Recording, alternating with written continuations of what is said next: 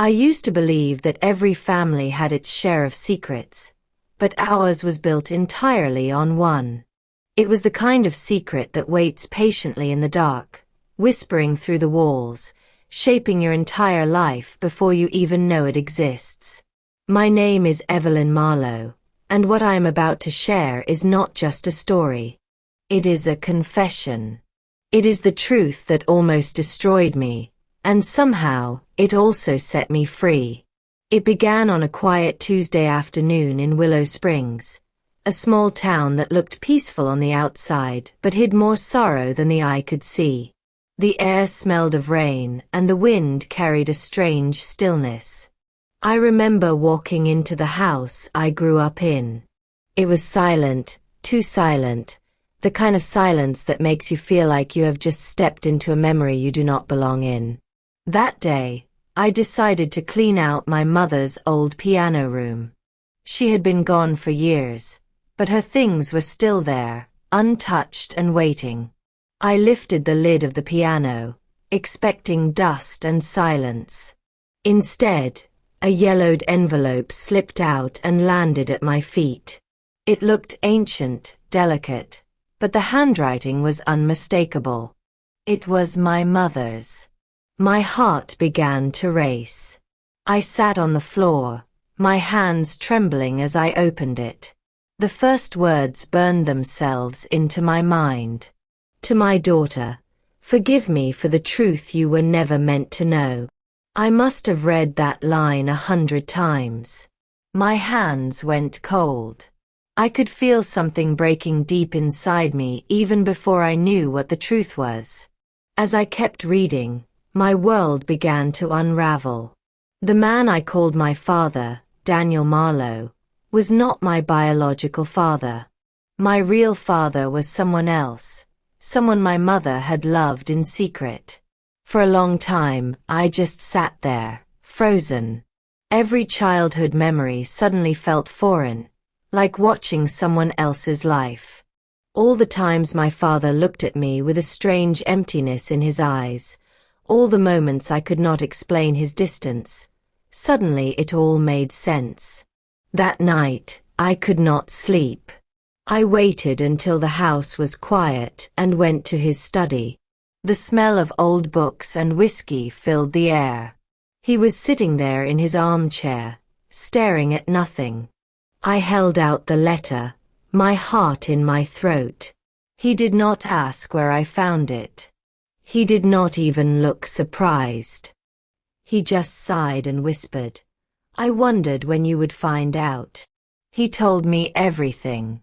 How my mother had fallen in love with someone else years before I was born.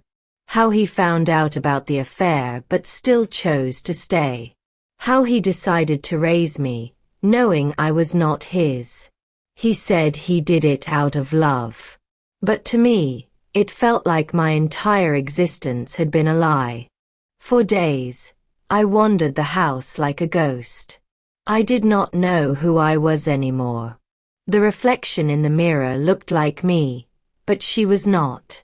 I started hearing my mother's voice in my head, soft, apologetic, distant.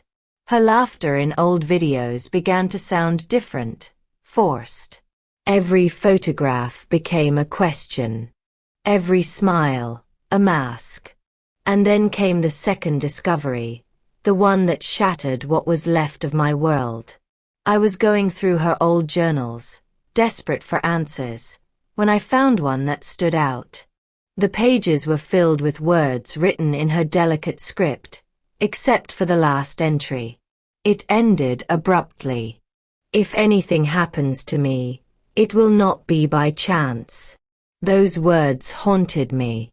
They followed me to sleep and greeted me when I woke.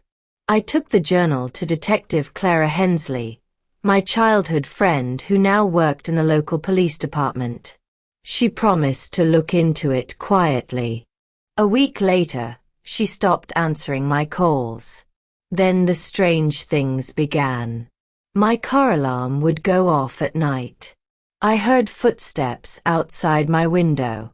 Once, I found a note on my porch that said only 3 words, Let it go.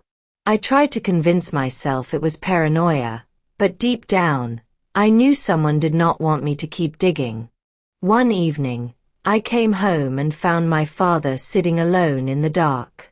His face was pale, his eyes sunken. On the table before him lay an old photograph. My mother stood beside a man I did not recognize. His arm was around her waist, his smile easy, familiar. It was the man from the letter, my real father. Before I could speak, my father whispered. I did what I had to do. The way he said it chilled me. He was not angry. He was not afraid. Just tired. That night, I could not close my eyes. Every sound felt amplified, the ticking clock, the creaking floorboards, the whisper of wind against the window. I realized that the truth I was chasing might be darker than I imagined. I began to investigate quietly, pretending to move on.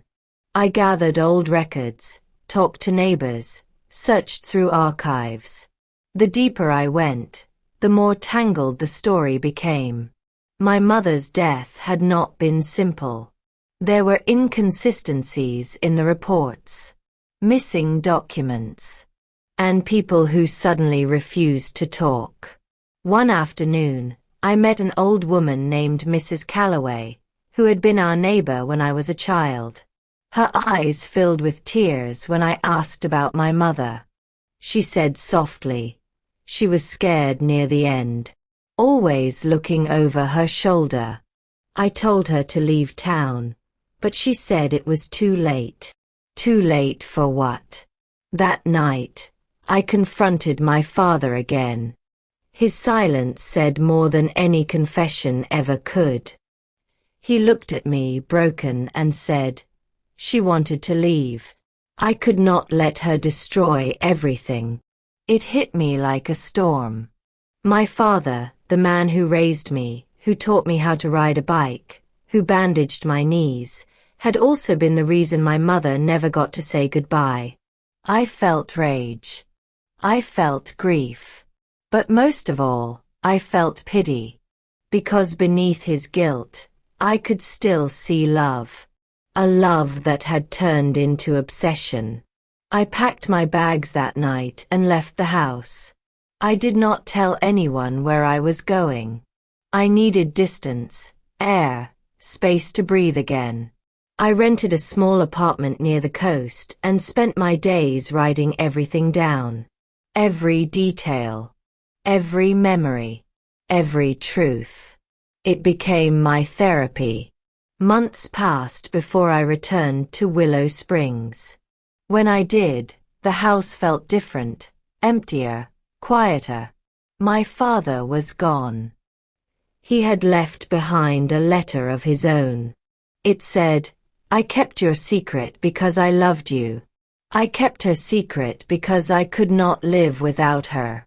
I am sorry for everything. I cried for hours that day. Not just for him, but for the family we could have been if only love had not turned into something so destructive. Now, years later, the house still stands. The piano still sits by the window, untouched. And the letter that started it all is still in the drawer beside my bed. Sometimes, I take it out and read it. Not to remember the pain, but to remind myself how truth can both wound and heal.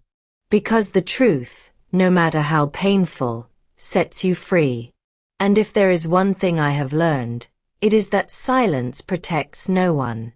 So I tell this story not to relive the hurt, but to remind you that sometimes the people who love us most are also the ones who hurt us the deepest. But even then, forgiveness is not weakness. It is power. So tell me, if you were in my place, would you forgive the one who destroyed your peace in the name of love? Let me know in the comments. And if you have stayed with me through this journey, do not forget to like, turn on notifications, share, and subscribe for more stories like this. Stories that remind us that even in our darkest moments, we can still find light.